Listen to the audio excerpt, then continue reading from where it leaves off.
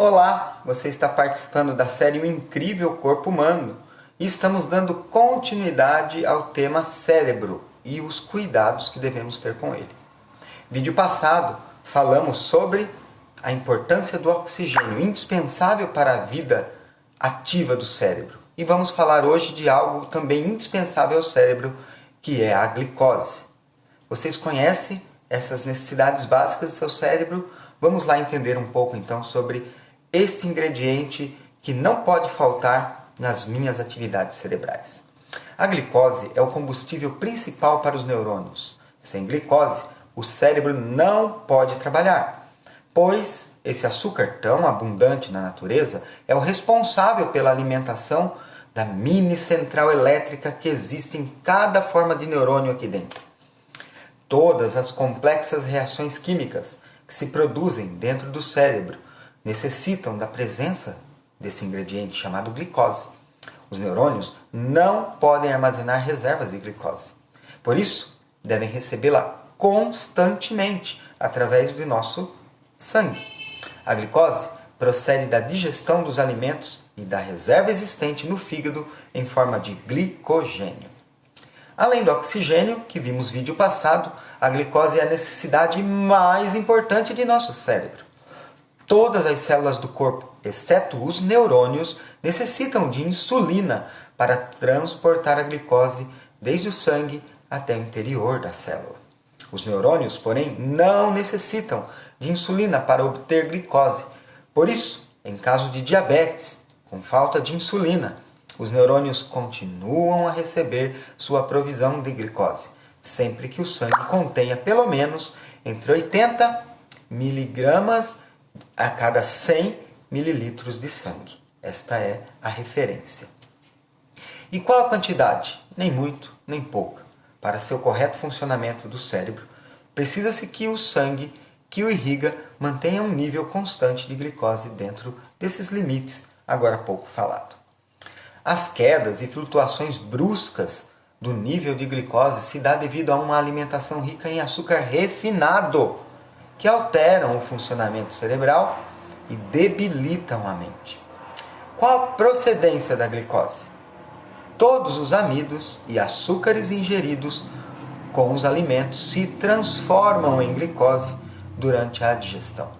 No entanto, não é de diferente forma que a glicose venha também de fontes saudáveis, como cereais integrais, tubérculos ou frutas ricas em fibras. Em um estudo realizado na Universidade de Toronto, no Canadá, foi provado que o efeito positivo sobre o rendimento cerebral e a memória era maior depois de ingerir 50 gramas de hidratos de carbono, sob a forma de batatas ou cevada. E, ao ingerir, pelo contrário, 50 gramas de açúcar refinado, mostrou-se mais negativo o efeito. Ou seja, para suprir as necessidades de açúcar no seu sangue, no meu, prefira os alimentos naturais e integrais. Como melhorar o fornecimento de glicose ao nosso cérebro? Os cereais integrais são ricos em fibra vegetal, que regula a liberação da glicose durante a digestão e permite manter um nível adequado no sangue.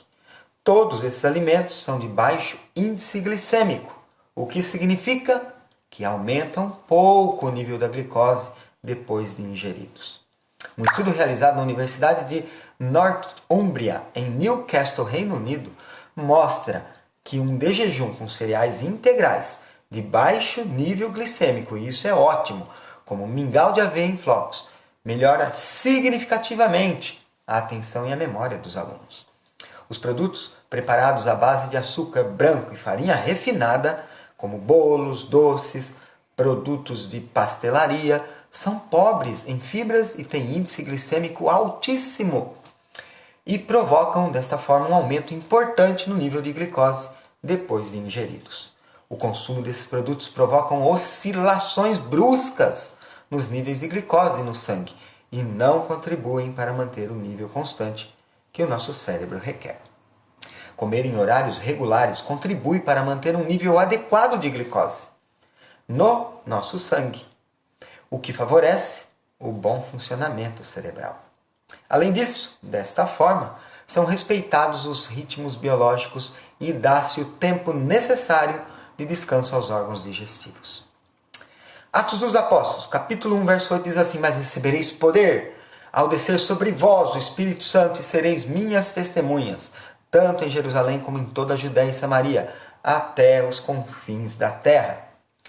A palavra poder no original desse texto é dunamos, que significa força, energia, poder. E Espírito Santo é pneumatos, uma corrente de ar, um fôlego que nutre a nossa vida espiritual. Assim como fisiologicamente nosso cérebro necessita da glicose, que é energia, e ar, oxigênio, espiritualmente falando, é essencialmente indispensável o poder do Espírito Santo em nossa vida. A energia e o fôlego divino para o mover e existir em Cristo e para Cristo.